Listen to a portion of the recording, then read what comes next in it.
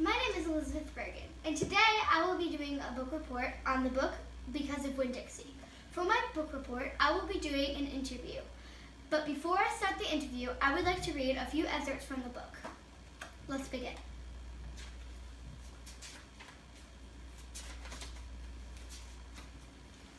My name is Indiana Opal Bellani, and last summer, my daddy, the preacher, sent me to the store for a box of macaroni and cheese, some white rice, and 2 tomatoes, and I came back with a dog.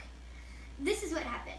I walked into the produce section of the Winn-Dixie grocery store to pick out my 2 tomatoes, and I almost bumped right into the store manager. He was standing there all red-faced, screaming and waving his arms around. "Who let a dog in here?" he kept on shouting. "Who let a dirty dog in here?" At first, I didn't see a dog. There were just a lot of vegetables rolling around on the floor, tomatoes and onions and green peppers. And there was what seemed like a whole army of Winn-Dixie employees running around, waving their arms just the same way the store manager was waving his. And then the dog came running around the corner. It was a big dog and ugly. And he looked like he was having a real good time. His tongue was hanging out and he was wagging his tail. He skidded to a stop and smiled right at me. I had never before seen in my life seen a dog smile, but that is what he did. He pulled back his lips and showed me all his teeth. Then he wagged his tail so hard that he knocked some oranges off a display, and they went rolling everywhere. Mixing in with the tomatoes and onions and green peppers, the manager screamed, "Somebody grab that dog!"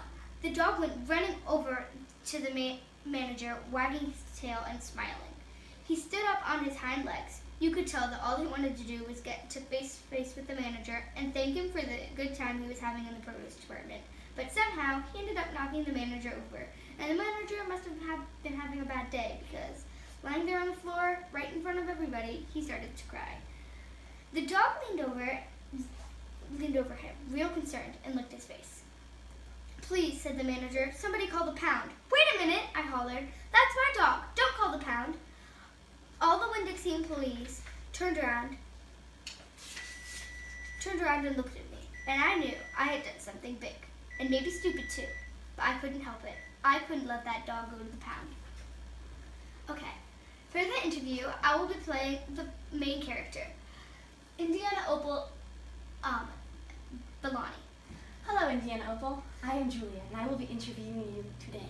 Okay, let's begin. Do you think it was destiny that you met Winn-Dixie? Actually, I do. You see, I never met my mother, and I feel like Winn-Dixie filled that gap that was in my heart. How do you think that he got into the store? Well, that's always been a mystery in my mind, but I had one theory.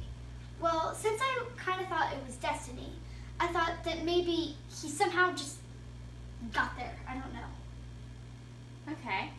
Why did you say that he was your dog? Well, I just couldn't let that dog go. I felt like I needed to have him. I felt like if I didn't, I might make a huge mistake. Why did you name him Winn-Dixie? Well, at the top of my head, I couldn't think of anything. So I just thought of where I was and basically just came out Winn-Dixie. Yeah. Okay. That has been our interview. Thank you.